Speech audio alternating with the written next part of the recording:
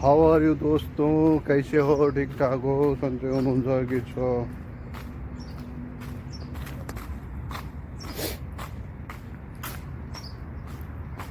आज फेरि अर्को ब्लग बनाउँदैछु होइन। आज मार्केटतिर कुद्न आँटेको होइन।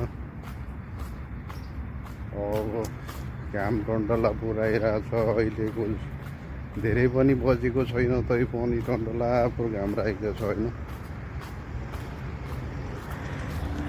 गाडीहरू हिँडिरहेको छ रमाइलो खालले होइन। यसरी गाडीहरू आए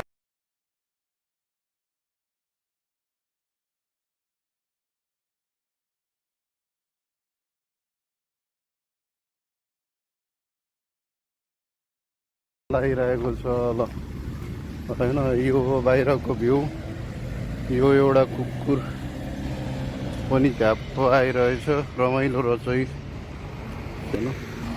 ल ठिक छ, भाग भाग भइरे भाग